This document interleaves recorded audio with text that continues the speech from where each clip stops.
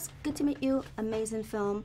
The first question, how did the project come to you? So Kim Hardin, casting director who's, really done so many great films, reached out to me, wanted me to read this script. She was super high on the script from day one. Big fan of Dion's as well. I had never seen some of Dion's previous work before this, and when I read the script, I was blown away because the same way it comes off on screen, the script was very, very well written, which he wrote as well. So I knew that I could do something with this character if given the opportunity, and I signed on. I agreed. I mean, Paula was a part of it. I worked with her before. I know that she, is very picky about what she does. And so I knew that it would be a good film. And I've been a fan of Omar's forever. Rosalind Sanchez as well as a personal friend of mine. So it kind of all worked out, perfectly. Now, you've done a lot of diverse characters. So how did you approach your character? Because he was like, I wasn't sure. I was like, Did you like him? I kind of didn't in the beginning. Okay. But yeah. But eventually you start warming up to him a little bit. I was like, okay. Yeah. So how did you decide you were going to do that? For me, it was, I want to play characters that touch people, whether it's good or bad, Right. And I knew that this character, first of all, I have this character in my life as friends. I have Darren's as personal friends, so I can't take full credit for creating this character because I just pulled a little bit from different friends of mine. Right. But, at the end of the day, I think we all have people in our lives that, push us.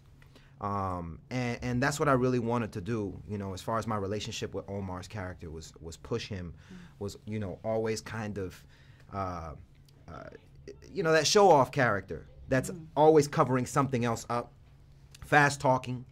And it was something that once that character took life, it just kind of, just went with it from there. And Dion was very instrumental, too, because he allowed me to improv a lot. Definitely.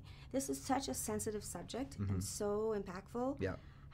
What did you learn about yourself doing this film, pretty much, and what did you come away with? I would say the main thing that I learned about myself was that I feel a exaggerated sense of safety where I live.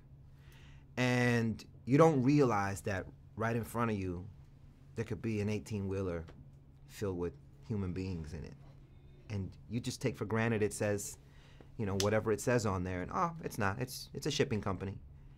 We have this sense of security in this country that doesn't exist overseas.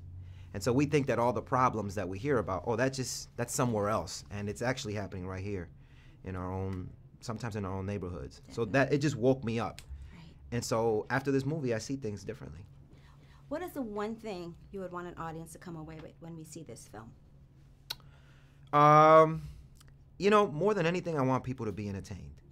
I remember I grew up on movies like The Hand That Rocks the Cradle, Fatal Attraction, Sleeping with the Enemy, Single White Female, and this has that factor, that get you yelling at the screen factor. That's what I love, and it's the type of movie that you'll talk about it when you leave the theaters. Like, it just has those moments that, remember that time when this happened? What would I have done in that situation? It's one of those. It's a roller coaster ride.